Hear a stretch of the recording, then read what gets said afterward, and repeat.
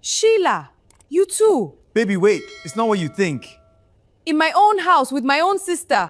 The day Cynthia found out her best friend was sleeping with her husband, she was standing in the kitchen frying plantain, and the smell of burning oil never left her memory again.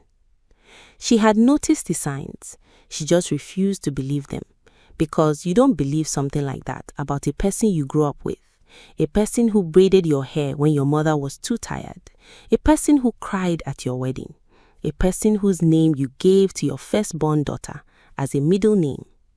You don't believe it until you can't deny it anymore. Cynthia and Sheila had been inseparable since they were 7 years old. Same compound in Warri, same school uniforms, same catechism class, same everything. When Cynthia's father lost his job and they couldn't pay school fees, it was Sheila's mother, Mama Sheila, that fat, loud woman with the big hat, who paid quietly and told nobody. When Sheila's brother died in a road accident, Cynthia slept at their house for 2 weeks, holding Sheila through every night.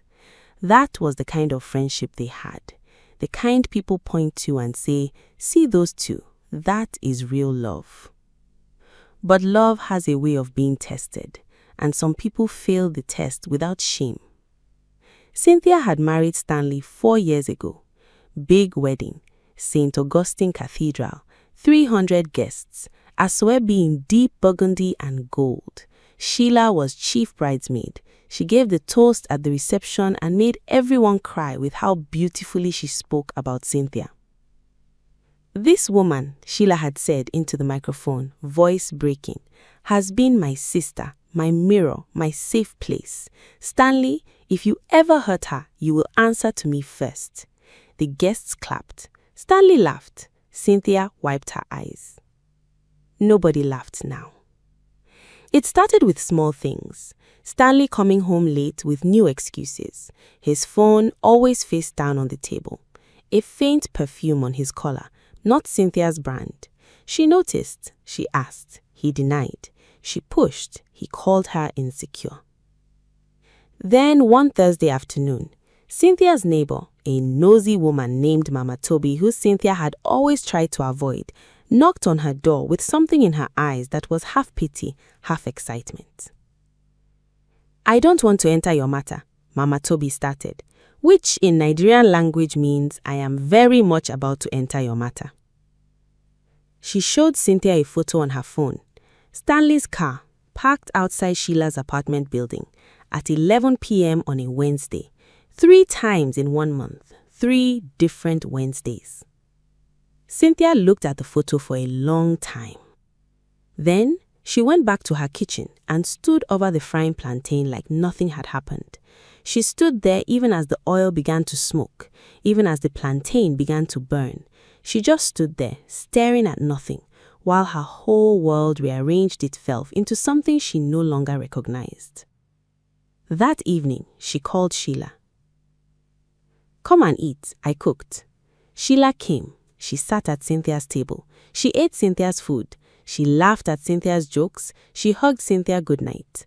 And Cynthia looked her in the eyes, her sister, her mirror, her safe place, and saw guilt wearing the face of innocence. That was the night Cynthia decided she would not cry. Not yet. First, she would know everything. Then she would decide what to do with the truth. To understand how Sheila could do this, you need to understand where Sheila came from, and more importantly, where she believed she was going. Sheila had always been the prettier one, everyone said so, and they didn't even try to whisper it. Sheila fine past her friend though. That Sheila, if she had money to match that face, She had grown up hearing it, and somewhere along the line, she had begun to believe that beauty was a currency and that she had been underpaid her whole life.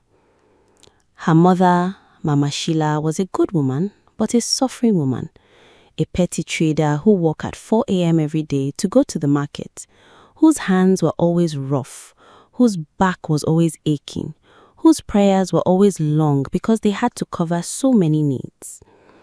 They were not poor in the way that breaks bones. They ate, they had a roof, but they were poor in the way that humiliates. The kind of poor where you smile at other people's celebrations and swallow something bitter. Cynthia's family had been the same, but somewhere in their 20s, things split. Cynthia found Stanley. Stanley was not rich, not oil money rich, not politician rich, but he was comfortable. He had a steady job in a construction company, drove a clean Toyota Camry, owned a flat in a decent part of town. Not luxury, but stability. And stability, for a woman who grew up watching her mother count coins, felt like paradise. Sheila watched all of it from close range. The wedding, the flat, the car, the way Stanley looked at Cynthia like she was the only person in every room. Sheila told herself she was happy for her friend. She told herself this every day like a prayer. But prayer said through clenched teeth don't always reach heaven. She was 29, still single, still in a one-room apartment, still sending her CV to companies that never called back. The men who came wanted one thing and offered nothing. The church told her to wait on God. Her aunties told her her standards were too high. Her mother quietly worried but didn't say anything because she didn't want to add to Sheila's pain. Then, one evening, Stanley came to drop something off at Sheila's place when Cynthia was traveling. A simple thing, a package Cynthia had asked him to deliver. He came in, they talked. He noticed how tired she looked. He asked, she told him more than she planned to. He listened. He didn't judge. He came back the following week. Sheila told herself it was just friendship, emotional support, nothing physical. She lied to herself for 3 months before she stopped lying. The thing about betrayal is that it rarely happens in one dramatic moment. It happens in small surrenders, a conversation that goes too long, a touch that lingers, a secret that becomes shared. By the time Sheila admitted to herself what was happening, she was already in the deep end. And instead of swimming out, she told herself she deserved to be there. She deserved something good. She had suffered enough. And if that good thing had Cynthia's name on it, well, Cynthia would find another good thing. Cynthia always landed on her feet. This is the lie that evil people tell themselves, that their victims are strong enough to absorb the wound, that taking from someone who has is different from stealing. It is not different. It is exactly the same. And in a town where everybody knew everybody, and walls had ears, and neighbors had eyes, the truth was already moving. Slow at first, then faster, like smoke before fire. Cynthia could smell it. She just didn't know yet how large the fire was. If you are feeling this story right now, subscribe and turn on your notifications. This is only the beginning. 3 weeks after the plantain burned, Cynthia was ready. She had not confronted Stanley yet. She had not called Sheila back with accusations. She had done something more dangerous.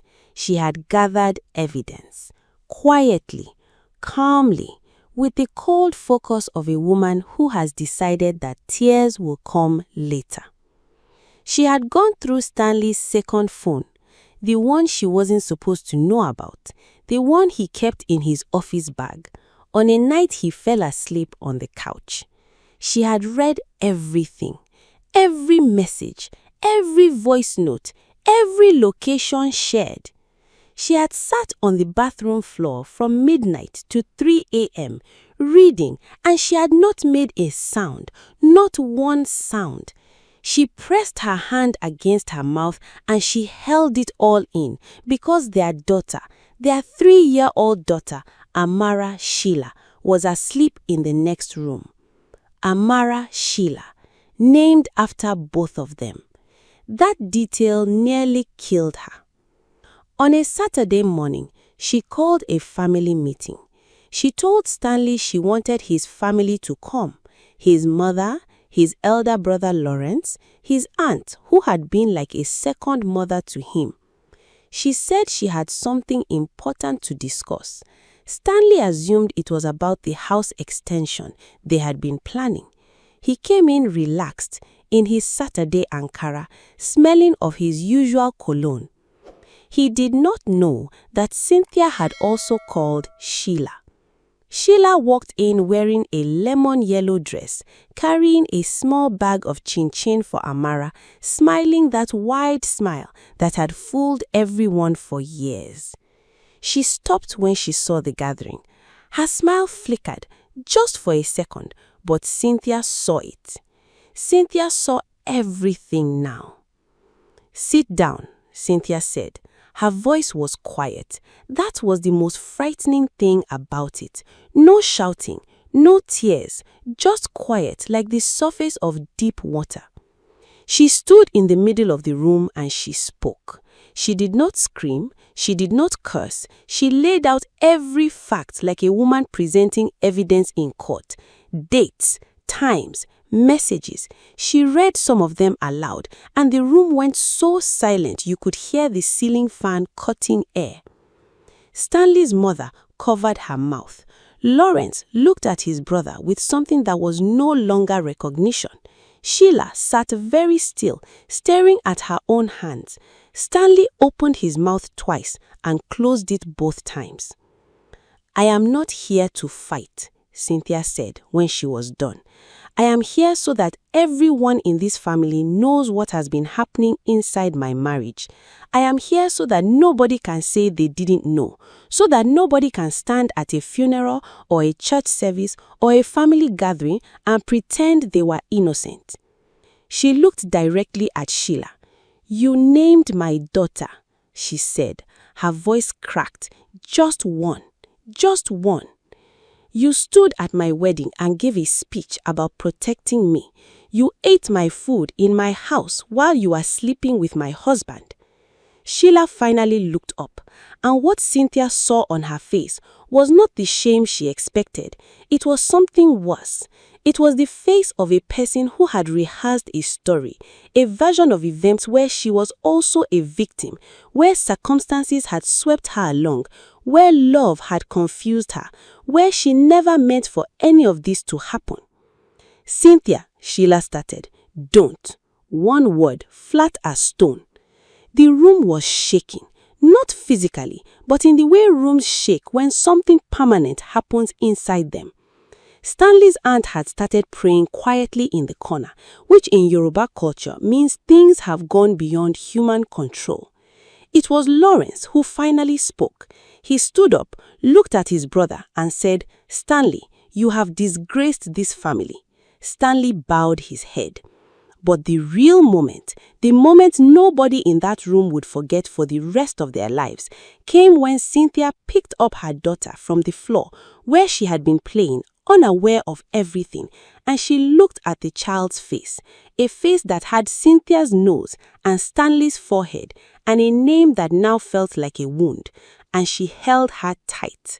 Then she turned to everyone and said, "I will be fine, but I want all of you to remember what you saw today, because I will not be explaining myself again." Then she walked into the bedroom and closed the door.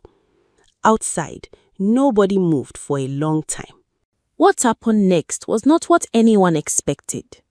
Stanley's family, to their credit, was ashamed. Loris came to Cynthia privately and apologized on behalf of the family. Stanley's mother cried and said she had not raised her son to be this kind of man. There were genuine efforts at family intervention, uncles meeting, prayers being said, a pastor called. But Sheila's side of things was different, because Sheila had family too, and Sheila had a church. Their church was one of those big Pentecostal assemblies that packed 3,000 people every Sunday. Bright lights, powerful choir, the kind of pastor who wore suits that cost more than most members' monthly salaries. The church where everyone knew everyone, where reputation was everything, where women's worth was measured in how neatly their lives were arranged. Cynthia and Sheila both belonged to the women's discipleship unit.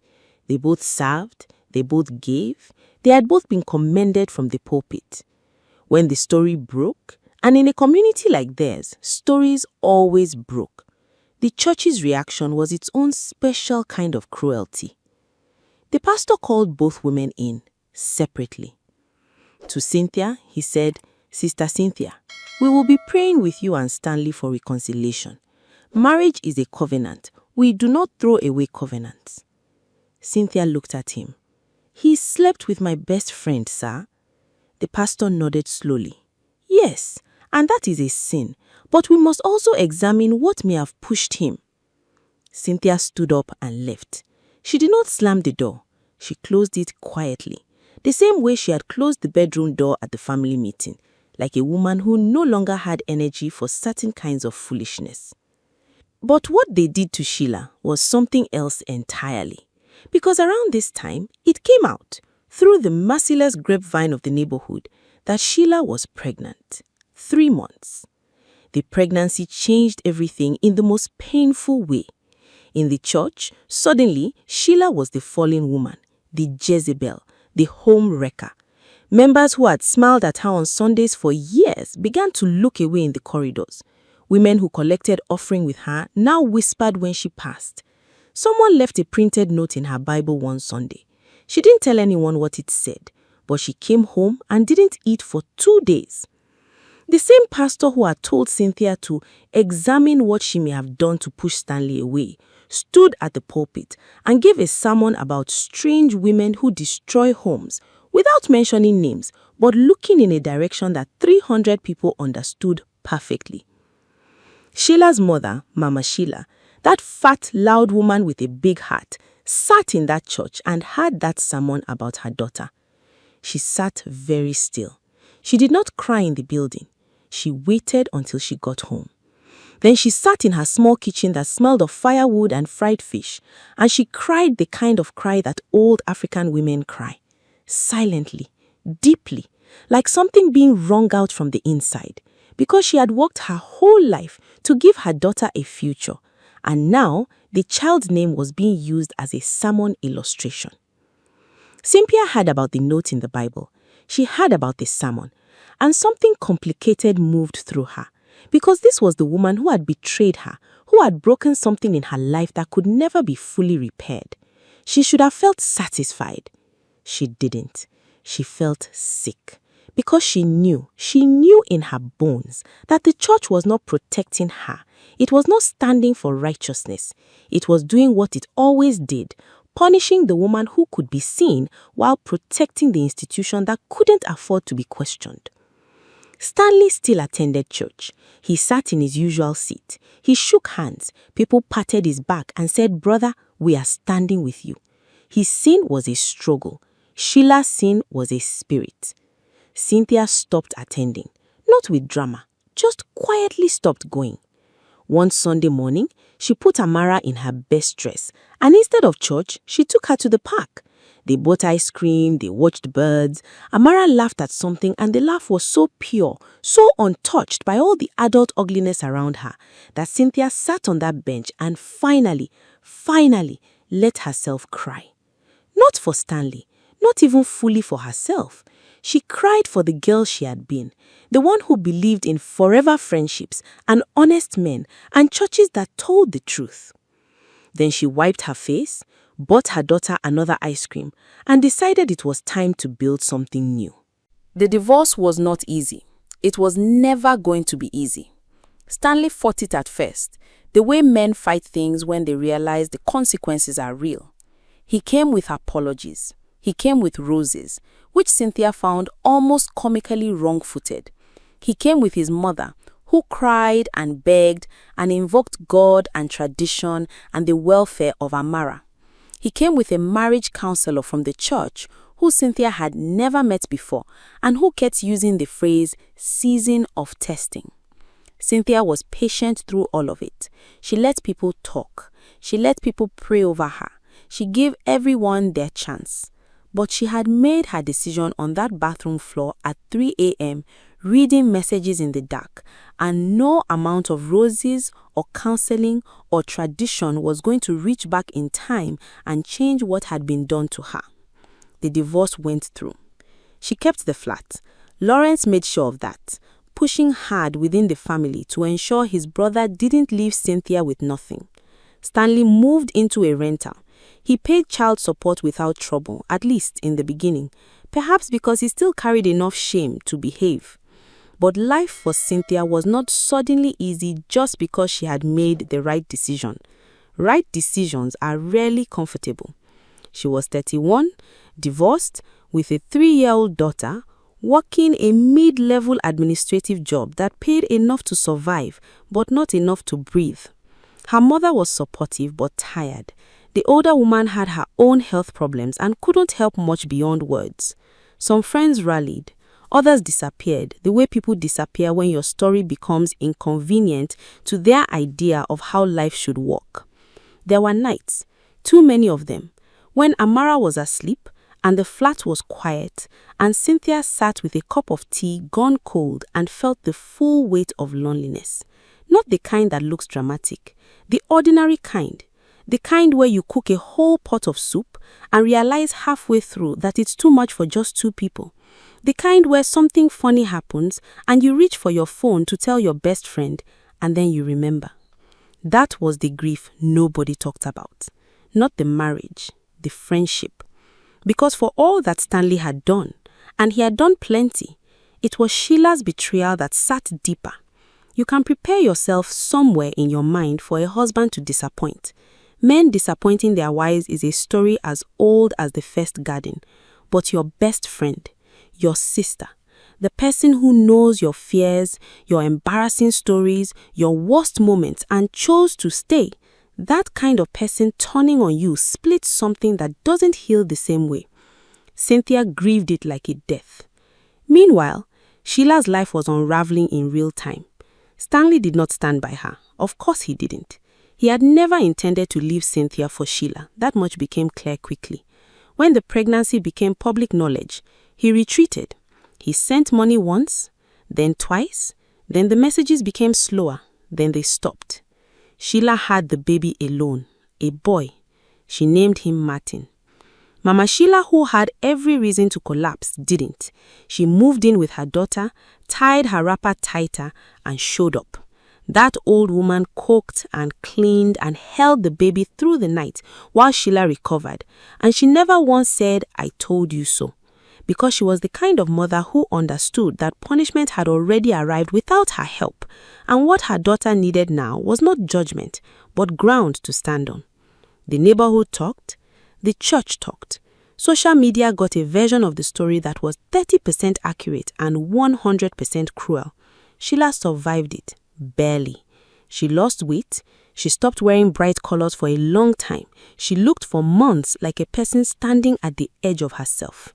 But Martin, small, loud, hungry Martin, with his father's forehead and nobody's guilt, Martin was innocent, and something about holding an innocent thing can pull a person back from the edge. Cynthia heard about the baby through the grapevine. She heard that Sheila was struggling. She heard that Stanley had abandoned them both. She felt something she could not name. It was not forgiveness, not yet, and maybe not ever in the full, clean sense, but it was something adjacent, a kind of tired recognition. 2 women, 1 man, and a whole community that had punished both of them, while the man straightened his tie and kept moving. Cynthia didn't call Sheila. She wasn't ready for that, but she stopped wishing her harm. That felt like enough for now. 2 years passed. Things do not move in straight lines. Life is messier than that. But 2 years is enough time for certain truths to settle. Cynthia enrolled in an evening program, project management certification, something she had been putting off for years because Stanley had always found subtle ways to make her feel that her ambitions were inconvenient. She studied after Amara slept. She revised on weekends. She was the oldest in her cohort by 5 years, and she didn't care at all. She graduated. She got a promotion. It was not a dramatic leap, not overnight success, not the kind of story they tell at motivational conferences. It was the slow, grinding, dignified climb of a woman who decided her life would not be defined by what someone else did to her. She moved to a better flat, 2 bedrooms, one for her, one for Amara. She bought a small dining table she had always wanted, the kind with the dark wood finish. She put a plant by the window. She learned to cook new things. She made new friends, careful ones who were chosen rather than inherited. She was not healed completely. She might never be completely, but she was building, and building felt better than waiting. Amara started school.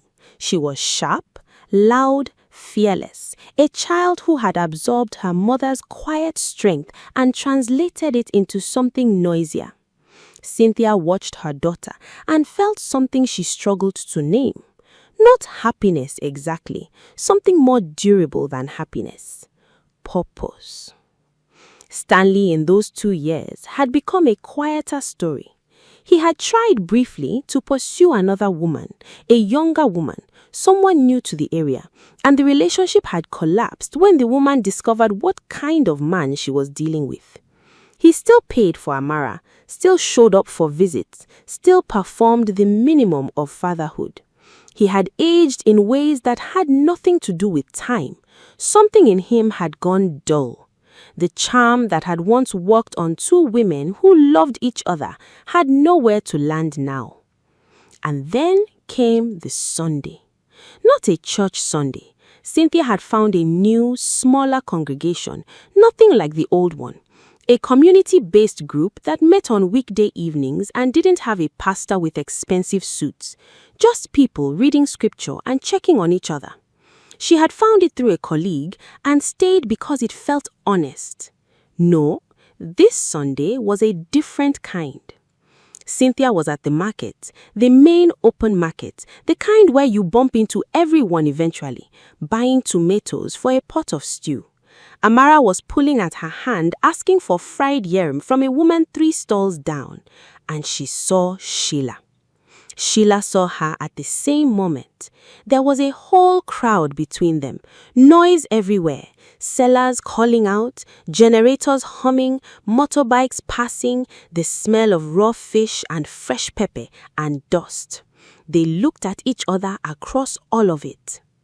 Sheila looked like herself again, mostly. She had put on a little weight. She was carrying Martin on her back, and the boy, now nearly a year and a half old, was asleep with his cheek pressed against his mother's shoulder and his fists curled up like he was holding on to something important.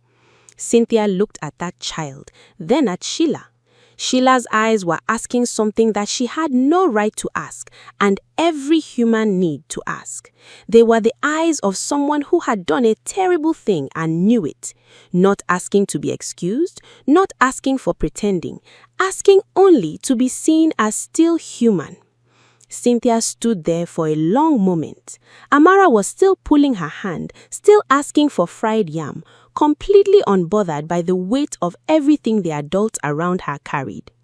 And maybe it was Amara.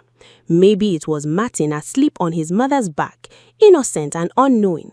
Maybe it was just 2 years of carrying something and realizing that carrying it further would only hurt the carrier. Cynthia walked across the crowd. She stopped in front of Sheila. She did not hug her. She was not ready for that, and she would not perform a forgiveness she hadn't completed yet. She was done performing things. But she looked at the boy on Sheila's back, at small, sleeping Martin, and she said quietly, so only Sheila could hear, "He looks healthy." Sheila pressed her lips together. Her eyes filled. She nodded. "He is. He's strong." A pause. The market thundered around them, indifferent. "Good," Cynthia said. Then she took her daughter's hand and walked to the fried yam woman and bought the child her food. She didn't look back.